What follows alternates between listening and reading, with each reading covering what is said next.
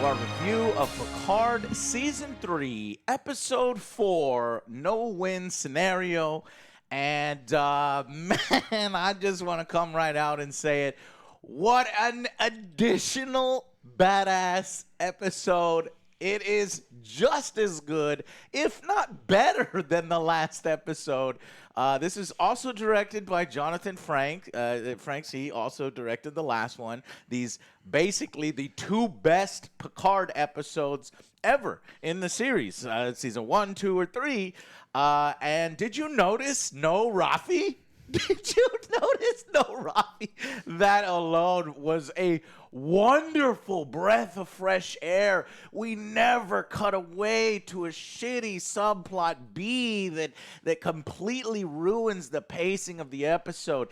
Everything is done on the ship here, and although it actually takes a diversion from the storyline I thought it was going to do. I thought it was going to do Wrath of Khan. I was describing that to you, Joe. You still need to watch that movie. I thought it was going to do like a Wrath of Khan, right? That it's clearly inspired by. But instead of this sort of more focus on the cat and mouse hit and run tactics and, hitting and then going and between these two ships, it's more about the quiet reflection and interpersonal drama of the characters while they're on the run. And also the classic Star Trek thing of solving a problem with creative thinking and science or technobabble and space stuff. And it fucking works. Obviously, Jonathan Frakes being a part of, TNG and directing it, he gets it.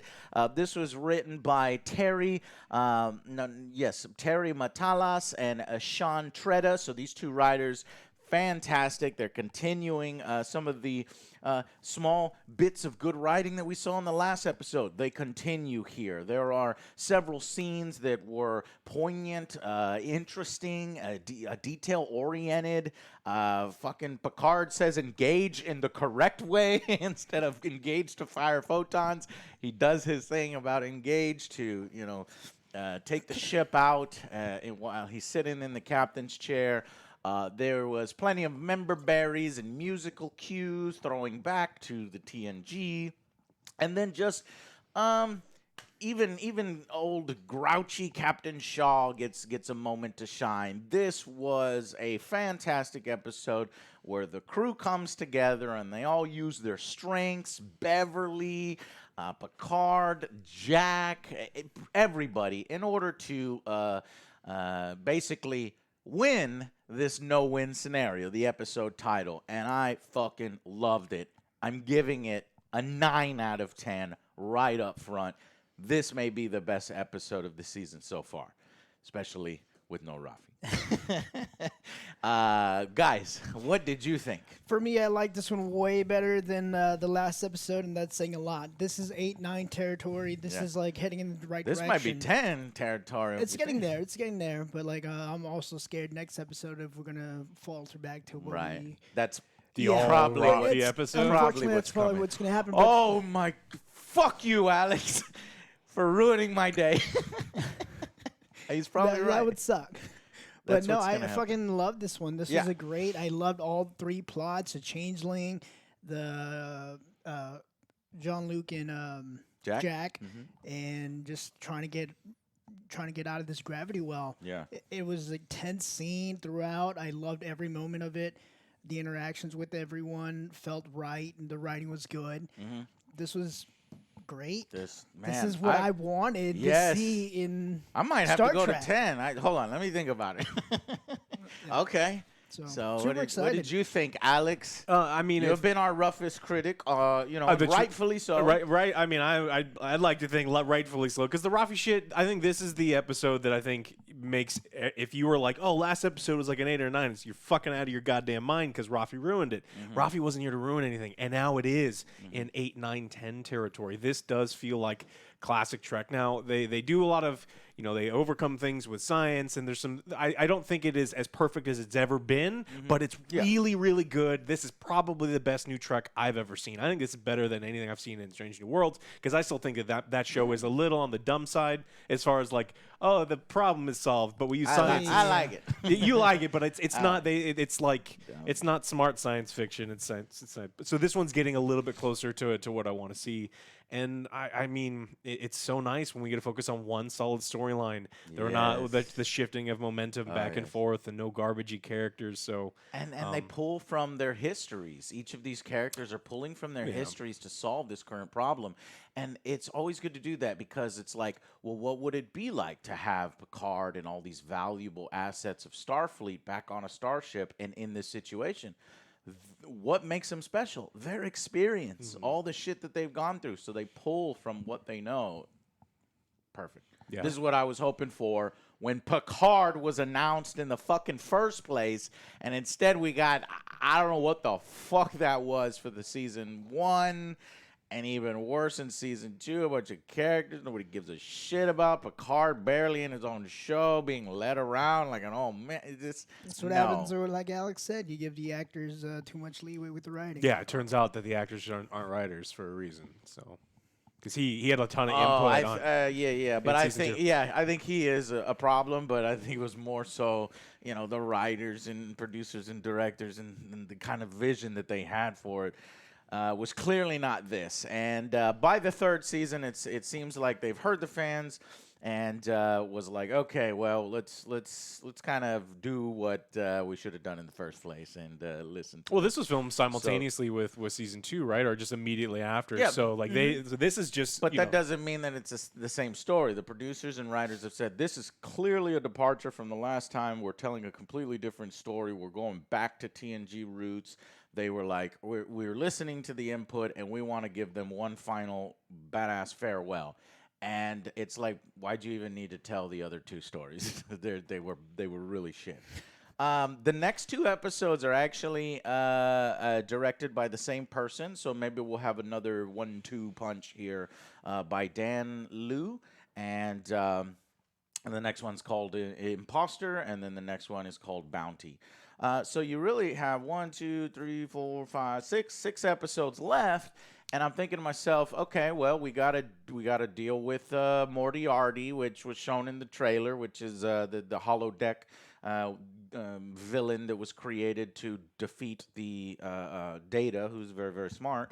And then also somehow we got to deal with Lore, Data's evil twin brother kind of thing. So maybe they'll fucking.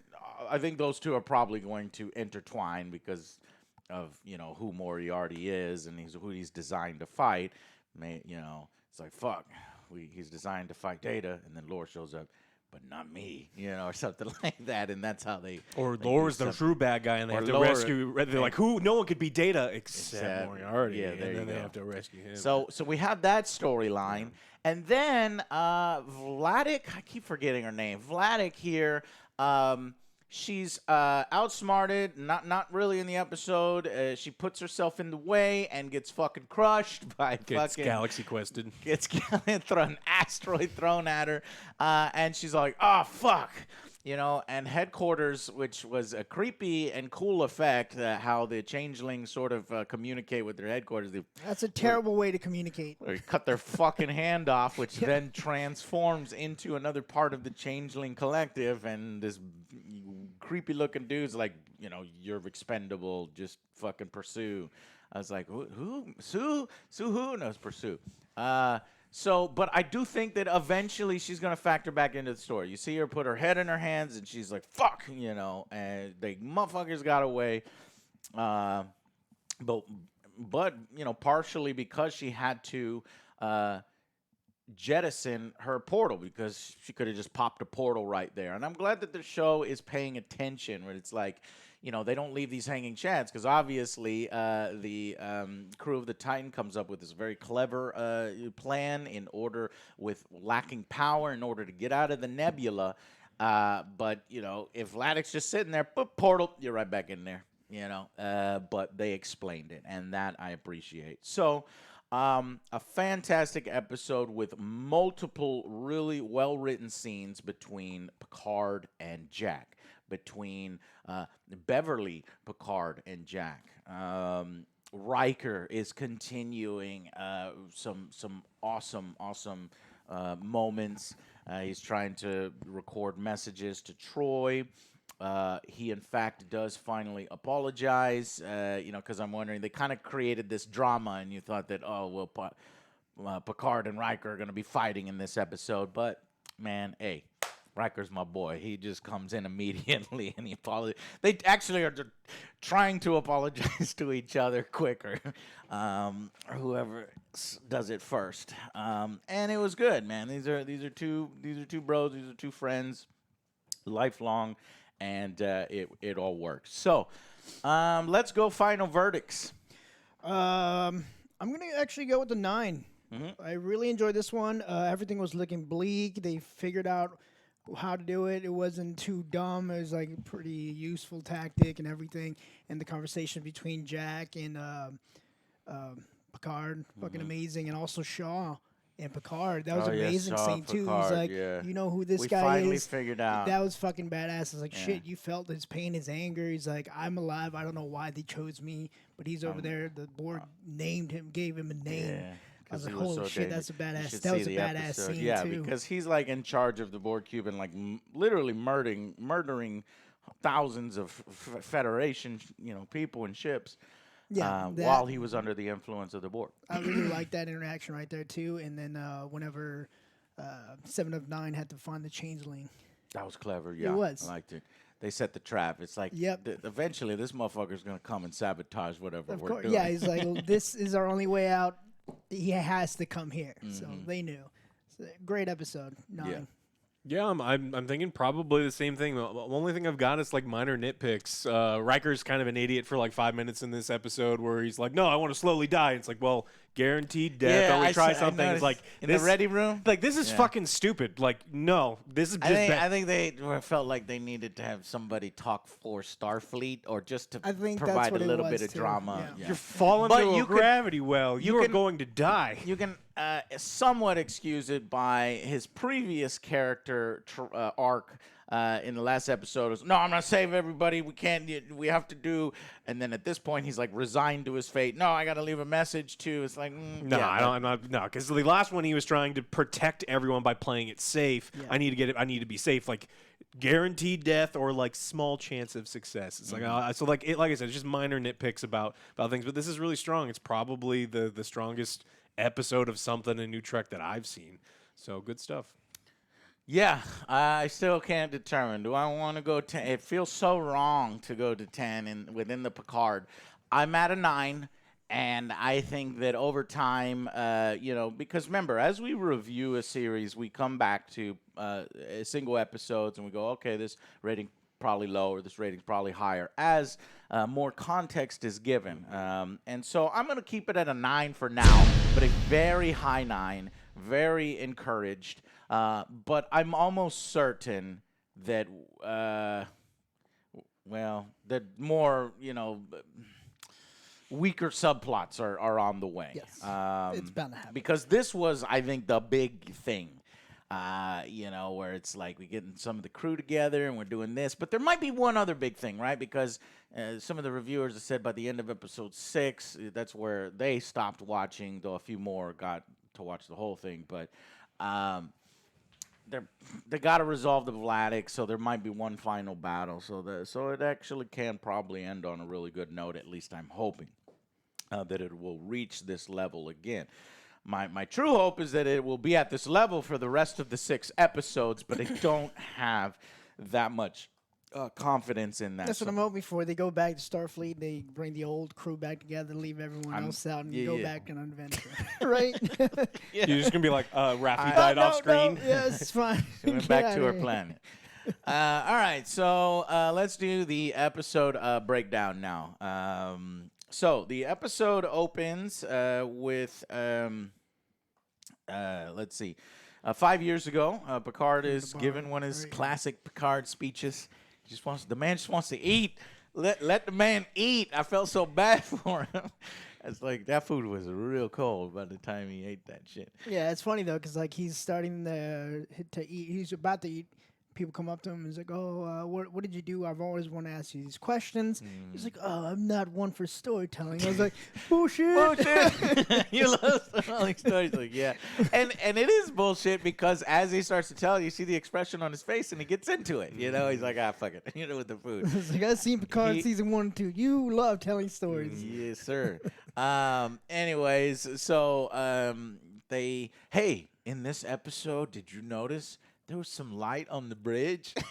We got light because of the flashes.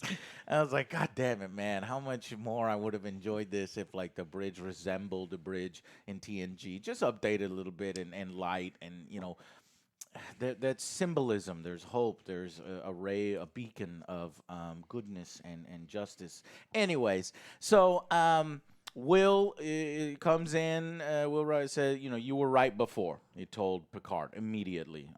You know, they're falling over each other to apologize because they knew that they were just heated and this shit. So anyway, I love this man. It's fucking Riker's a badass.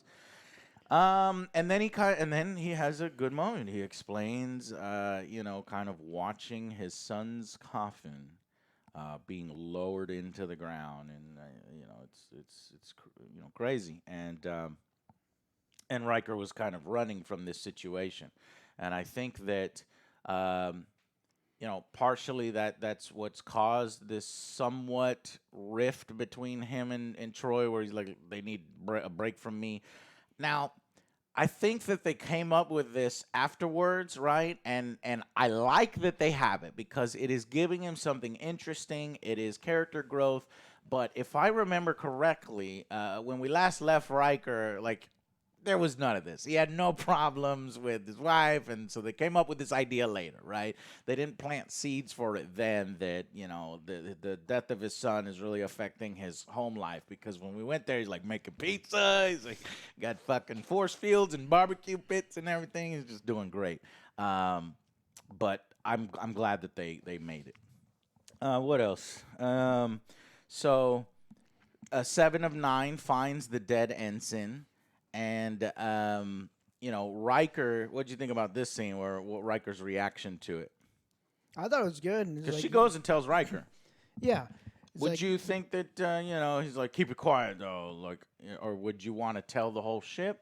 No, I would not tell the whole ship. Like, keep this between us and let's handle this privately. Right. Because if not, everyone's going to be suspecting, be like, it's you, it's right, you. And then probably beat each other up. Exactly. You don't want to cause chaos and everything. So, you know how people get, like, real antsy. It's like, I don't know if I want to hang out with this guy. You might not be him. It's like, just keep it normal. It was smart. And he's like, it might be a good idea to keep you unofficial and have that kind of advantage. And then so 7 of 9 actually helps Shaw, or asks Shaw to help her with this. So that's a great way to incorporate Shaw. Though I'm curious, it's like he relinquished command, but at this point he could take command back if he's not in that rough a condition. But I'm glad he doesn't. He's on a lot. He's on pain meds and drinking wine. He can't be. That's true. That's true. Those pain meds are making him. That's why he walks into the fucking holodeck bar. He's like, "Hey, I you hate fucking you." guy." So perfect. And so the Riker is at this point. The Riker's recording a message for Troy, and he's finding difficulty in coming up with the words. And he kind of just pauses it, and it leads to, you know, Picard also talking with his son. Yeah, it's like, get your affairs in order is also what Riker had told Picard, that this may be the last moments with your son. So we have a great scene here where Picard takes Jack to the holodeck. Now we're on emergency power and everything, so I do like that they came up with the light. I do like the explanation, so that's why I will allow it, because it's like, look, the writers are like that we need, this would be perfect, but one of the writers was like, but excuse me, which is great. Excuse me, but what about it? So they're like, okay, we will drop a line. So that's the kind of script doctoring that is required. And so Picard says, well, it runs on independent power. It's a very low amount of power. and it is used in times like this where there's these down moments, and it's a sanctuary is what he says. Yeah. So Picard takes his son to his sanctuary, which is 10 forward, and it's just a really good scene between these two, and I love the little details, like his son doesn't like wine, and it's Picard. He owns a fucking winery, vineyard, and then Jack's nervous ticks with the straw and shit, and he kind of he's like, well, tell me why you didn't come to me on your own, and he's like, if you don't have any stories to tell. And then Jack's like, oh, there was this one time. And so then he starts telling this story, and then you can see it in Picard's face that while he's excited to talk with his son and listen to the story, it's like he's disappointed because he wants to talk about that and connect there. So, but without spelling all this stuff out, and that treating your audience with respect, and it's just well done. So then they also have a moment like, where'd your hair go? when did it go? When'd your hair go? He's like, you're 23, 24. Enjoy what you can. Yeah. So Picard has been shown with hair in flashbacks. It is creepy. It looks weird. Anyways, so. The best line for me was like, he's like, you didn't need to do this. He's like, it wasn't for you, it was for me. Oh, that's right. I like that. That was another good one, and it's shown that Jack is kind of an outsider. He's comfortable not being around a bunch of crew. He's kind of always had to do this. He's at his mom, but other than that, he's a loner. And I'm wondering if this is planting seeds for a spin-off series where, normally he's like a Han Solo, but then he kind of learns to work with other people and realizes that, hey, a crew can strengthen everybody, because he notices, the crew's all smiles by the end of the episode, and sort of that strength that it gives Picard, and I think he understands. I think he even nods at one point. Anyways, so we go to Shaw in 7 of 9, who had a good scene here, and they're like talking about how do we get this changeling to come out, and he's like, it's pot. Get some pot. And she's like, cannabis? Like, so there was a meta moment in Star Trek there. And Shaw's funny, and I totally believe him. Yeah, he's like, yeah, I wish. No, but that's not. No, changelings need to, for their form, they have this pot, and they put the goo in the pot. If you could find the goo, then you can have the computer scan it. And so it's an interesting idea. And then the 7 goes searching for the pot. Because the computer can't scan to see where people are on the ship. There's a lot of things in this episode that are dumb. And it's like, I'm not lowering the score at all. But the computer not recognizing that there's 2 LaForges running around is like that. We know that the computer. How would the computer did though, because the computer was low on power though, right? They kind of explained that's true. He's like, I need you to scan this. They are taking away a lot of power from some. So I guess. Thank you, Joe. I guess I'm kind of. You got it. Right? You got it. But the thing's been on this ship for how many weeks? I don't know. That one I don't know. But nobody's doing scans if they don't know anything's wrong. Then we go to the villain, who is doing the contact of her command headquarters, cutting her fucking hand off just to talk to somebody. But then it reforms. They're changelings. It's weird. It's gross, but it's cool. I like that the changelings are the villain. And the effects have been improved since Deep Space Nine. Even, that comes later. I'll talk about that later. But she finally says, all right, disengage the portal system, which is going to make her vulnerable, a little weaker. The command doesn't care. It says, you're all expendable. Pursue. So she pursues. Then we go back to, that's when we do the Picard stories, and Jack says, I don't need it. Picard says, I think it's for me, and that was good. And Shaw walks in after that. Yeah, but Beverly is also shown to try to figure out what this light is. So I love that they give Beverly something to do. She notices that these power outages or power increases are happening regularly, and she's timing them. She's doing some studies on her pad, and contractions. That's very good. Yeah, she figures that out. During this moment, 7 is taking the pot to be analyzed. Just then, 2 officers walk by, And I noticed the officer, like the first time I watched it, I didn't pay attention to these two. Second time I watched it, I was like, oh, this is fucking cool because he notices immediately and he's like, fuck.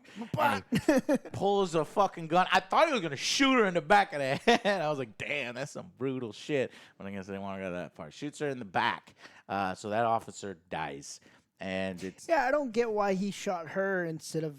not 7 of 9. No, that makes total sense. That's why I like it too, because it's like if he's gonna do battle with her, that officer is gonna turn around and attack him. If you're just randomly attacking your fucking number one, then anybody else in the crew and in the hallways is gonna try to restrain you or attack you. So he makes sure that he neutralizes that potential threat because she's got a phaser too, and then tries to take out 7. But 7 pumps him full of lead. Doesn't do anything. Yeah, laser beams, not lead, but then he fucking turns into goop and goes into the vents. Goes into the fucking vents. It's gross. But I'm like, God damn it, man, them phasers. I guess I don't really remember the changeling bodies. I think they are super resilient, and if you're trying to vaporize them, it's not. They're not quite Borg, but they can take a few hits before going down. Then we talk about, we get a little context for people that haven't seen, TNG. They are asked, what's the worst jam you've been in to Picard? And he, they also, Jack is also making a comment like, that's kind of weird that they named me after, your husband. And we talked about that before. That's kind of a red herring to throw you off, that it's not his son, but it is his son. So they explain that here. And Picard's like, it's not weird. He's my friend, my best friend in Academy. Fuck, I would have named you Jack if it was up to me as well. So kind of explains, their escapades when they were young. They fucking got 2 hot women, and when they were on the Stargazer, they were sneaking off to get in the shuttle to go back and get laid. He said, he's like, we were invited. But unfortunately, on the way back, the ship has an accident, gets peppered by some, meteor shower. Yeah, and they have to kind of limp back.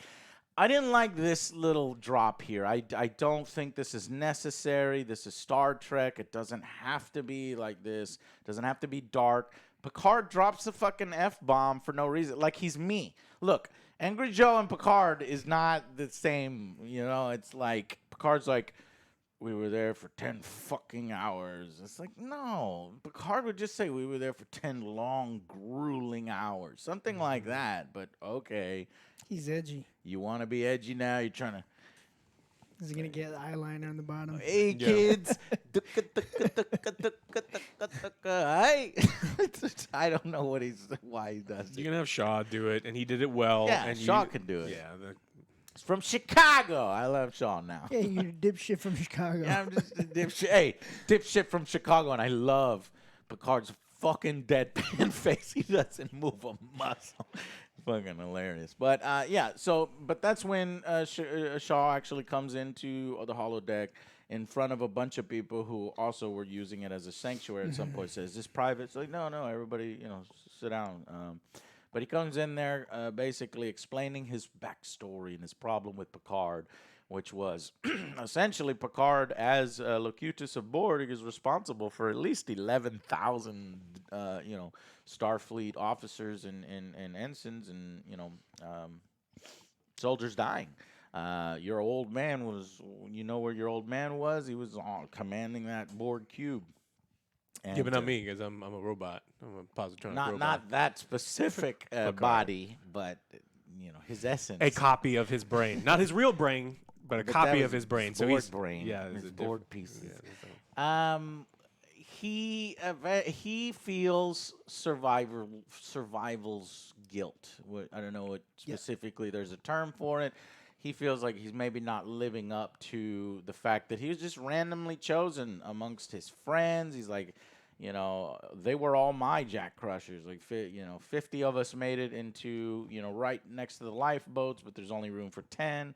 Lieutenant comes down, just starts pointing, boom, boom, boom, and I was lucky number 10. He's just mad. And he's like, yeah, fuck you. And Picard and Jack is like, hey, man, hey, whoa. And Picard's like, no, that's all right. And I'm like, yep, that's a Picard thing to do. He's like, hey, he has a right to be upset. Can't justify my behavior. When I was a Borg, I'm not going to try. Hey, I killed 11,000 people then. I'm killing hundreds of people right now for rescuing Beverly and stealing this ship and being Admiral War Crimes. That's totally fine. I am a little reckless. Yeah. He doesn't try to say he's not. So good on him. He says he is. So the ship gets power. All right. So we do the waves. So they come up with this plan that Beverly is like, hey, this is like contractions, or maybe, and Picard's like giving birth. He's like, what are you talking about contractions? It's like, yeah, because of this nebula, they figured out it's something else. And I love this idea that that's this fucking a space anomaly, creatures giving birth and life out there, because the one episode Farpoint had these like space creatures out there. I love space monsters and shit when they include that in space games. And so they come up with this plan, and they get Star Trek characters give their classic techno babble, the nacelles and the fucking plasma shielding, and we've got to manually eject this and that, and then also give speeches like, oh, we can't do this, yeah, we can, let's do what we do best, and yep, and it's cool. And Picard then asks for Shaw's help, while calling him a dipshit from Chicago. See, that I would allow. Whenever he left, he's probably moving. Fucking dipshit. Next time I see you. I didn't fucking do that shit on purpose. I was a goddamn Borg. When I'm gonna, yeah. I like that explanation. But I also like the explanation is, look, if Picard's gonna curse, it's gonna be because you cursed, and he's just fucking repeating your fucking sheer hubris back at you. So perfect. And then this changeling tries to kill Riker. I like that scene. Tries to kill Shaw, right? Because Shaw is the one who's a grease monkey, and he's working on the nacelles. And he comes in looking like LaForge's daughter, and obviously we know it's like, wait, no, because she's piloting the ship, but they don't know because they think that. But they do know because 7 of 9 had specifically hit her comm badge, and you see it real quickly. She's like talking to Riker, but it kind of cuts away to something else, and so she set it up where it's like nobody's coming down here. I've already talked with Riker, and she basically springs the trap and manages to kill the changeling. Yep. But the change is like, wait, no, don't kill me. Look at me. I'm your friend. And she's like, all right, what's my name? What's my name? And the changeling says, Annika. No, bitch. My name is 7. Yeah, boy. And I loved it too because Shaw was using that as kind of a derogatory thing, because he hates the fucking Borg, and she's like, look, because he had respect. She has respect for me, and she calls me 7 because that's what I want to be called. God damn it! And so Shaw goes, good call. So I think he's not gonna call her what she wants. Stop fucking dead naming her. Or whatever it's called. So, villain ship is the Picard. Takes command here because he's flown blind before, and as the contractions happen, they ride the wave. They get the nacelles to do their thing and kind of absorb the power. And his son even jumps in and helps. So the show makes a moment of that. Give his son something. This is the next gen. He's a hero. He could be a hero character too. And so he helps, and then they get in, and then the villain ship gets in the way, and fucking motherfucking Riker throws a goddamn asteroid at her, and just fucks her shit up, just rocks her, and that was cool. And to charge up and then warp out. Yep. He's like, let's get the fuck out. Well, first we get the space baby scene, right? Oh yeah. And I love the space baby scene because this is classic Trek. So you get the fantastical, You get the wonder that Star Trek can provide and can do to seek out new life, new worlds, new civilizations. And Riker says to boldly get the hell out of here. Let's go. Yeah. Let's go home. I want to go home. I liked it so much. So, goddamn, maybe I'll go 10. The crew is all smiles. And, Jack is noticing this. I like in all the small details that they put into that. So I don't know. There's obviously rumors of spinoffs, and I just don't know who they're giving it to. Worf has always wanted to do a spinoff.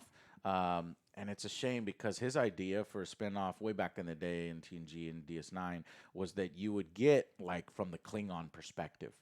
Klingon Empire is kind of crumbling. Their old system is not working, and so he has to go from planet to planet within the Klingon Empire and kind of convince them that they need to change. You know what I mean? So it would be like TNG, only red and yellow from the Klingon perspective, and that would have been cool. So I don't know.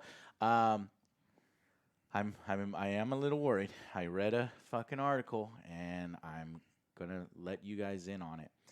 One possible idea was a Worf and Raffi spinoff. Yeah, it's a 0 out of 10. We'll be watching that. I hope. Yeah, if that is what the spinoff is, I don't think I'm watching that. No. I'm like, after seeing what they can do here, and then they want to go back and do that kind of. Yes, I would love the Worf bits. But I just watching them, they don't have any chemistry together. Nope. It doesn't work. It just feels so forced. So just watching an entire season of that, it's not for me. But anyway, we gotta focus. This isn't over yet. I'm already talking about spinoffs and shit. That Jack. It turns out that Jack did meet Picard in the fucking. But there's another good scene because he's like, "Hey, what about your personal life, your family? You ever have some family?" Kind of probe in there and just see what he would say. And Picard is like, nah. Starfleet is the only family I need. And everything. Fucking disappears. Like, that is just fucking great. And it's so cool because it's like, you see from the outside, it's like Picard revels in this, and he doesn't know, and he, that for him, he needs that. Picard needs a family, and he didn't know, but obviously it hurts the fuck out of his son's feelings, and he fucking takes off. And that's kind of why. What a wonderful explanation for, no, I'm not going to reconnect with my dad. I tried. And I just saw felt like he said he did need me, so I saw what was important to him at the time, and I don't want to fuck with that. Like, how can I compete with all these? That's what he was thinking. So just amazing. And now he understands that, though, from a different perspective on the crew, and everybody smiles, and he's seeing his father and stuff. It's just great. So then Riker gets on a call with Troy, sort of breaking down what happened and kind of resolving his little character arc about, kind of, making decisions based on loss, where he should kind of let that go and move forward. And Troy's like just glad that he's alive and stuff. And then Picard does his classic narration. This is the kind of stuff we would get in TNG, where it's like at the end of the episode, Captain's log, Picard would kind of break it down, and he would do that at the beginning of the episode sometimes at the end, and it's classic, works, and yeah. But he's like, who is this Vatic? We still didn't really know much about her. What does she want with my son? Who is she? And that's when we get the final scene, which is he's like Sarah Connor. Yeah. He sees the apocalypse. Nice little teaser for another fucking arc. Jack Hill in space. Yeah, it's like Silent Hill with like fucking branches come out, and that kind of got me because he was like, what? And then like the visuals are cool. It's like a red door opening and like red fucking storm and door. And it looked visually cool, not like the dumb fucking thing that the ladies see in the season 1. Where they're holding hands. Robot stock footage. They were literally using stock footage, Joe, that was on Shutterstock. It was fucking terrible. Don't remind me of that. So it just goes to show you the difference between these things. And the voices in his vision is like, find me. And then do you see? And It's Waldo. I wasn't sure if it was Vladik's voice or maybe somebody else's voice, but I don't think it's not her. Yeah. So, fantastic. The best of this season. I think on a scale of Picard, it's a 10 out of 10. If you compare it to other Star Trek, now you know maybe 9, 9 or lower. But I'm thinking, I can give it within this grading curve because I don't think, honestly, it's gonna be this way the whole way through. I hope it's gonna be good, but we'll see. The good thing though is the writing team that did this one is actually doing the last 2. So that gives me hope. So the last 2 might be at this level, and that would be sweet. But for the next 4 episodes, we have a director showing up for 2, and then another director for the other 2. So Dan Liu is next for the next 2, and then the next 2 after that is Deborah Kampmeyer. So interesting. We'll see how they handle those. And thank you so much for watching. Do you agree with us? Did you like this one? And here's where I can actually say, okay, if you're a Star Trek fan, this is watchable. Go out and watch season 3. You have my permission. It's not over yet. It's not over. It's not over yet. Next 2 episodes are all Rafi. And then you made me look like a fool. So I'm going to take that back. I'm going to say, hey, watch episode 3 and 4. Okay? And then stay tuned. All right? Thank you so much for watching, and we will see you guys on the next Angry Joe Show. Bye guys.